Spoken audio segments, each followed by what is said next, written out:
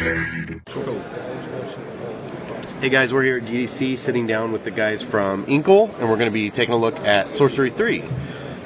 So the first two sorceries, very well received. Yeah, it was a real thrill for us, making game books sexy again. Yes, yes. I really appreciated how it was like, you know, not just putting a game book on a digital screen. It was actually thinking about how to make it more gamey, I guess. Yeah, well, I think there's two big things for us, and the first one is to make it pacey, because you know it's a rip-roaring fantasy adventure with swords and goblins and trolls and spells. You want it to be exciting. You want it to like rip you through it. It's a pulp yarn, right? Yeah. And then the other thing is just making those game elements really solid. Right. Like, making a combat system, because like it's a 4-part series. The combat system has got to last 4 parts. Yeah. I'm going to show you Sorcery 3 today, and one of the nice things about that is it's got some proper boss battles in it. It's got cool. You're fighting these 7 serpents out in the desert, and the first time you meet one, if you know the sorcery combat system, you've got your power bar, you've got their power bar. Yeah. I'm doing it with my fingers now. Yeah. Player's fingers, maybe, I don't know, holding a dime. The other fingers holding a, what, do you call it a HP pencil in America? I don't know, that's like a roll of dimes. Yeah, maybe a pencil. Yeah, okay, right. So these are pretty badass things. But it's possible to beat them, but you have to know your strategy. Right. It's sort of like our version of Shadow of the Colossus. Yeah. Going out into the fantasy land, and you can explore, and you've got to take down these massive creatures if you can find them. Awesome, if you can find them. Okay, so let's take a look at the new one here. Okay, so this is set in the deserts and wastelands of the Backlands. So this time we've gone for true epic. So it's a massive scale. You're going to be crossing a desert through a forest. There's a marsh. There's a lake. There's a ruined city. Wow. There's a ton of stuff to discover. But if you play the previous Sorcery games, you'll know they're a journey across a wasteland. But there's one little difference this time, which is that it's... Well, we've changed one of the things. I don't know how to put it. We've made an open world game. So it's still sorcery, but at any place you are on the map, you can go to anywhere.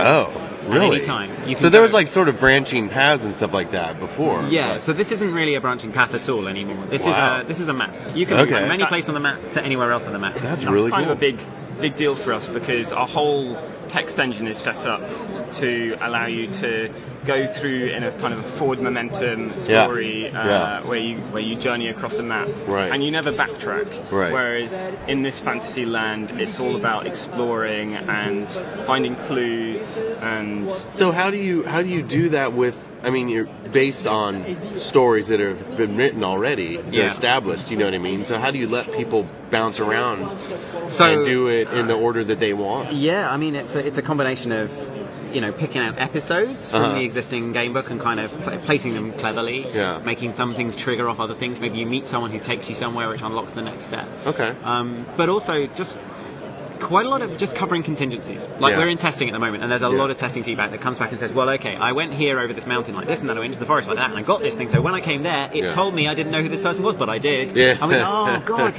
we didn't even think that was possible. Oh man. And really nice things. People finding different solutions to puzzles. So like they'll find a magical artifact over here, which and then bring it back all the way back over here and clobber something really fast. And oh wow, that actually works. And then when these games work the best is when the games are paying attention and there's a sentence written specifically for you, the player who did this specific combination of things, and then it's kind of like magic when it notices and it tells you about that. So we literally have lines that say, well, you travelled all the way there and all the way back, but it was worth it. That's funny. So we've had to change a couple of other things as well. Sorcery has a night and day mechanic, and that's always been tied to where you are on the map. That doesn't work anymore because you can go anywhere. So we've implemented a day-night cycle as well. So time passes as you move around. Overnight, it's more dangerous. There are monsters. You might want to find somewhere to shelter. Otherwise, you might get into trouble, and you'll meet different people on the roads at night than you will at day. So it looked like you could kind of manipulate that? Yeah. So, well, that's this feature down here. This is our new rewind system. So you can still rewind the story to any point, but of course, just picking a point on the map doesn't work anymore. So you can do this thing we call active rewind, which actually sort of drives you back through time to wherever you want to go in the story. That's cool. But there's one more feature. If that wasn't enough features, we've added one more feature, which we think is kind of super cool. So I want to demo that to you now. So I'm going to go up to this tower. The tower's missing from the map at the moment. So here we go.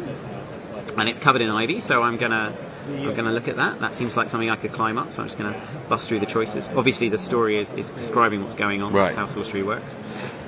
So we'll just get to the top of this tower, and there's this curious brass telescope. There are 6 of these towers out in the place to explore in the backlands, and they contain a very old and ancient and interesting magic from the distant past, because once upon a time this land was inhabited. It was full of people, it was full of villages. It's now a wilderness and a wasteland. So we can actually reactivate one of these towers, and it is in fact a lighthouse. But if we just take a look at what's happened, it's not a lighthouse of light, it's a lighthouse of time. Whoa. So that beam is the same land 1,000 years in the past, and you can see even there's a little house there that's got a guy in it who you can go and meet because you've turned that on. Weird. So you've got the present and you've got the past to explore, but that's not quite the point. The point is that you can point it wherever you like. Wow. So while the success of the first 2 sorcery games was in part to do with the beautiful hand-drawn map that we got Mike Schlade to draw, he's a fantasy cartographer, he's very talented. But for this game we've actually got 2 completely separate maps that just share the same geography, but you can poke holes in them, you can create time bubbles. So you can look through the telescope, go back in time, do something, and that will affect your present time map? Yeah, absolutely. We've got paradoxes, we've got burying things and digging them up in the future. We've got, I'll show you a simple puzzle from the tutorial. Spoilers, if you want to play the game, stop watching now. Here's a broken bridge, so you can't get past this fissure, and of course, you point the tower at it, you can go down the tower, climb the bridge. Over here, there's a cave, you'll find the bones of someone in it, point the tower at it, you can go and meet them. Wow. There are 6 towers, there are 6 beams, you can point them anywhere you like, they can cross over, they can intersect. There's a ton of stuff to explore and discover, all of it's bespoke, there are stories everywhere you go. This is the biggest sorcery yet. It's bigger than Sorcery 2. But even on one time layer, it's massive, and it's kind of complicated. But we've the map has always been the best thing about sorcery. It's the thing that everybody remembers, and we just thought, let's use it. I mean, the part 4 is set in a citadel. It's going to be a very different kind of game. So we thought this is our one big chance to really go nuts with it. Epic fantasy environment. How far can we push this? So, and in particular, just like the 3D effect has always been really nice. But like when you're adjusting that beam, I'll just get back to it. And you can keep doing it as much as you like. You really get down there, the camera gets nice and low, and it's a weird look, isn't it? It's a kind of hand-drawn map, but it's 3D, and it's a lot of fun. That's beautiful. And so the other thing you mentioned were these big epic boss fights. Do you have any of those queued up, or is that? I don't. You're going to have to wait on that. Because I would have to play through the game and find. I don't know if my brain could take any more mind-blowing stuff anyway. So but I'll describe them to you quickly. The idea, there's kind of the core plot of the game is there are these 7 serpents. They're on their way to the Archmage to tell him if you're coming, unless you stop them. Some of them are hunting you. Some of them, to say they have AI is a bit strong, but a few of them will come and find you. So if you're sleeping rough overnight and you're weak, you might well get crept up on and completely smashed by one of these guys. It's a good idea to find safety, but they all have weaknesses if you can discover them. So going around the land, you're trying to find the clues that will help you defeat them cleverly. You might be helped by your gods and spirits. If you remember sorcery, at the moment my character is the whale. We have, I think, 6 new gods in this game, including if you finish Sorcery 2 and burned Kare to the ground, the evil wizard Lorag will be cursing you the whole way, and he's like a buddy character. So there's a lot of stuff. So so you said this is on track for next month? Yeah, that's the plan. We don't have a fixed date yet, but we're thinking mid-April. Mid-April. And it's going to be a simultaneous release on Android and iOS. Oh, very cool. Tablets and phones.